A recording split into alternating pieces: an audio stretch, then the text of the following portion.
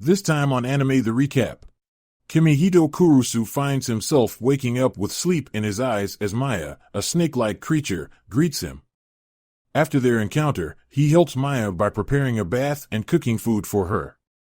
In the kitchen, Smith, an authority figure, questions Kimihito to ensure there are no inappropriate activities happening.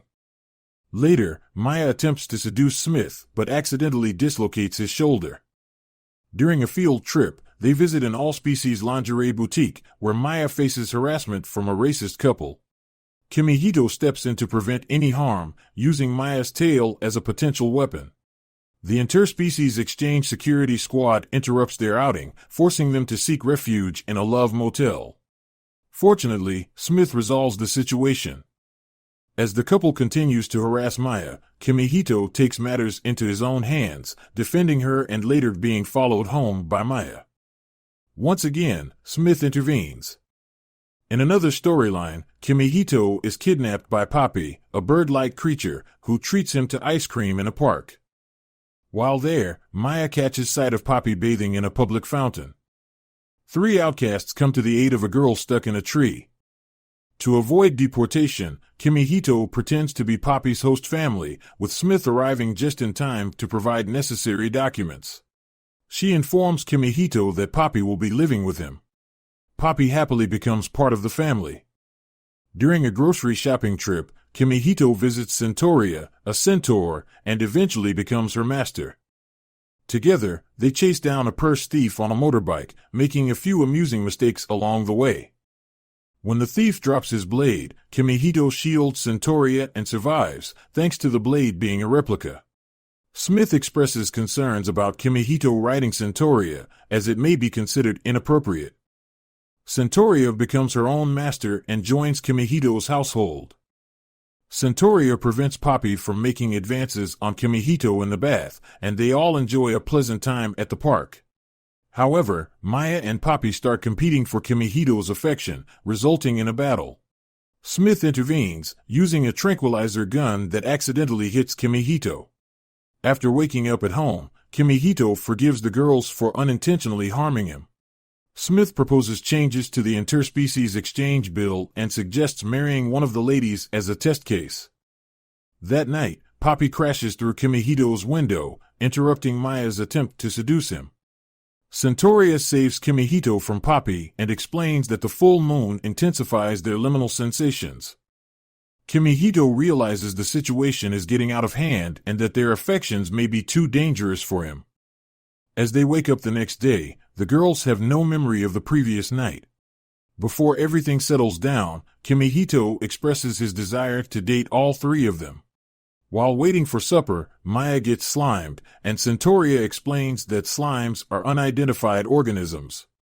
The slime attacks once again, covering Centorea and Kimihito completely as her sword fails to defeat it. After getting dirty, Centorea joins Kimihito in the bath. They believe the slime is attracted to water and it attacks them once again. When Centorea stumbles and falls unconscious, the slime transforms into a lady and washes Kimihito, but her liquid body absorbs and nearly drowns him. He manages to escape by diluting her in the tub.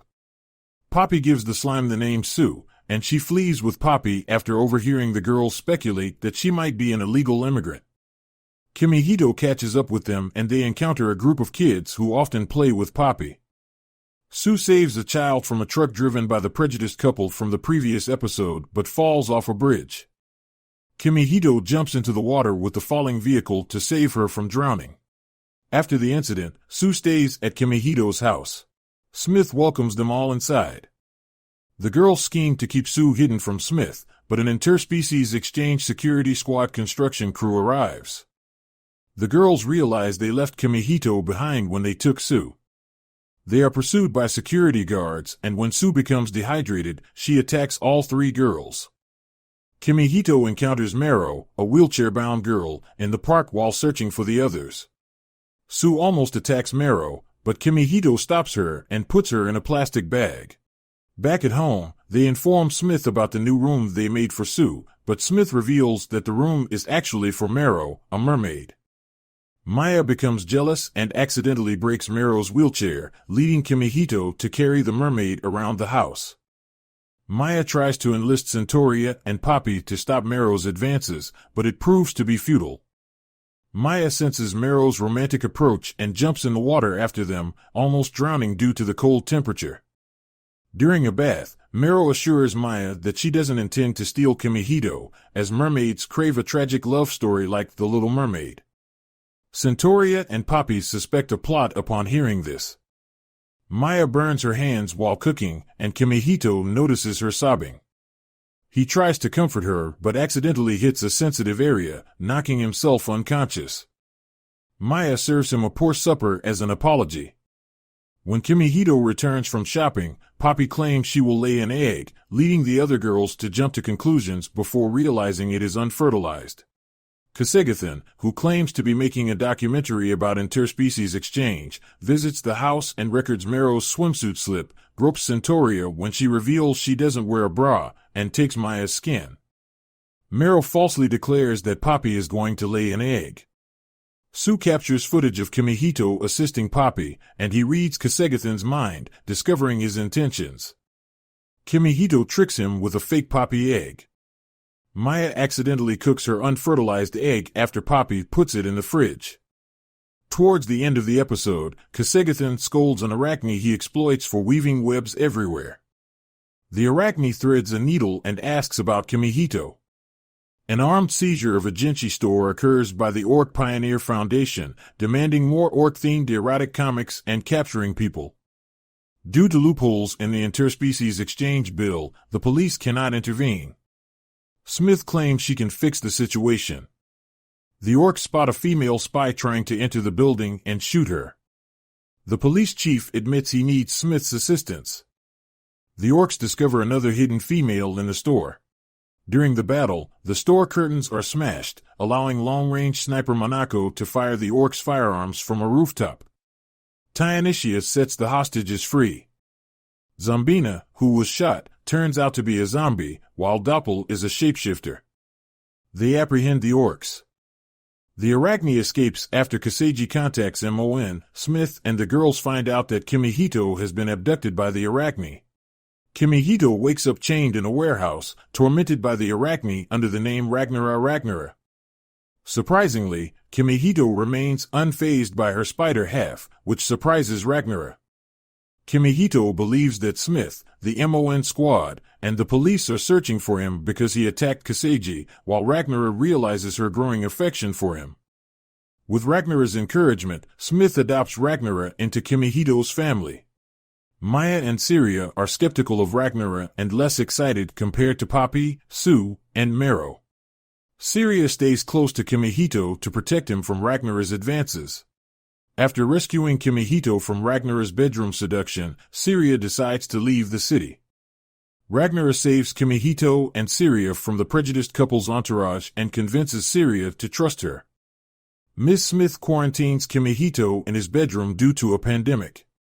She promises to take care of him but immediately collapses.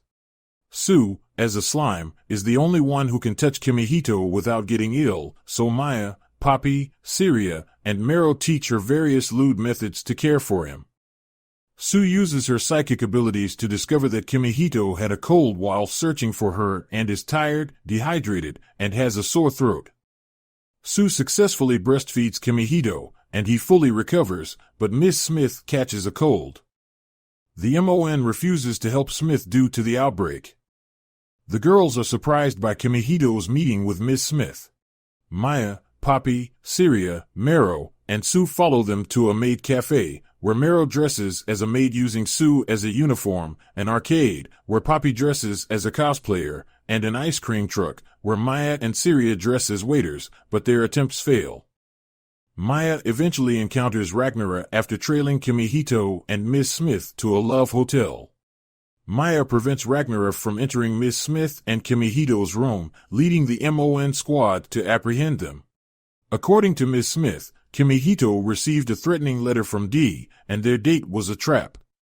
Miss Smith suggests that the girls go on dates with Kimihito since they failed. Kimihito and Miia go on their first date at an aquarium, where Mero receives special treatment, much to Maia's disappointment. Feeling overshadowed by Mero, Miia abruptly leaves when she perceives Kimihito favoring Mero. However, she unintentionally encounters Draco, a dragonute liminal, who takes her out on a boat and attempts to sexually assault her. Fortunately, Kimihito and Mero come to Maia's rescue and reveal Draco's true gender. Despite Draco not being the author of the threatening letter, Ms. Smith apprehends her for abandoning her host family. Kimihito's second date takes place at a barbecue in a wooded area where industrial waste has been dumped, accompanied by Papi and Sue. They discover that Zombina is following them and consuming the meat. During the picnic, Papi and Kimihito are kidnapped by a massive tree kaiju. They are saved by Ki, a dryad who had previously been rescued by Papi.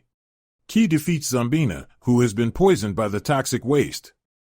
Sue, having absorbed the industrial garbage, grows to a gigantic size and fights Ki in order to save Kimihito and Papi. Sue advises them to remove the rubbish from Ki's body as the only way to defeat her. Kimihito licks Ki's breast to help her overcome the poisoning. Ms. Smith offers Ki a new host family, but she decides to stay in the forest as long as Papi and Sue can join her. On the third date, Sirius shields Kimihito with full armor. Monako, who is monitoring the date as part of the MON team, is surprised by Lilith, a mischievous demon who appears to be a child but is actually an adult. Syria is hypnotized by Lilith, but regains her confidence when Kimihito defends her against the wild boar. Lilith is punished by Ragnarok for her prank. Unable to find the mysterious D who sent threatening letters, the MON members decide to each go on a date with Kimihito on the same day. Tyonishiev takes him to various stores, Zombina takes him to a zombie movie, and Monako is self-conscious about her eyesight. They encounter Doppel, who reveals she wrote the first letter as a joke. They are then confronted by a blue-skinned female in black who holds a scythe to Kimihito's throat, indicating that the second letter was from someone else. Kimihito returns home with a headless girl, who turns out to be a Dullahan. She claims Kimihito as her own, as he is seemingly dying. The girls try to keep Kimihito away from Lala, the Dullahan, in order to protect her from taking his soul, but their actions end up hurting him more. Ragnarok and Lala claim that if Kimihito is a soul reaper, they cannot help her. Miia, unable to bear the thought of losing Kimihito, decides to die with him. However, nothing happens, surprising everyone. Ms. Smith returns home and reveals that Lala is not a soul reaper but a Dullahan who ran away from multiple host families because no one was dying. Lala is allowed to live with Kimihito and the others. Kimihito reveals that he saw through Lala's lies when he noticed her late 8th grade syndrome, as he had experienced it himself in the past. Later, Kimihito realizes that the extravagant food spending of his liminal visitors has put him in financial trouble, and there is no food left in the house due to Maia's latest cooking disaster. He goes grocery shopping with Syria, Papi, Mero, and Sue, and their interactions with the local merchants result in several discounts. Kimihito and Sue visit Ki to gather additional vegetables, and Sue demonstrates her ability to distinguish between edible and dangerous plants by tasting them. Draco confronts Kimihito on their way home, but Sue saves him with her plant-tasting poison. Kimihito prepares dinner for the girls at home, but Ms. Smith and the MON girls arrive and eat as well, further depleting the food supply. Kimihito is upset, but Smith assures him that the interspecies program will cover the girls' food expenses. Smith then admits that she has forgotten something. If you enjoyed this video, please subscribe for more anime recaps.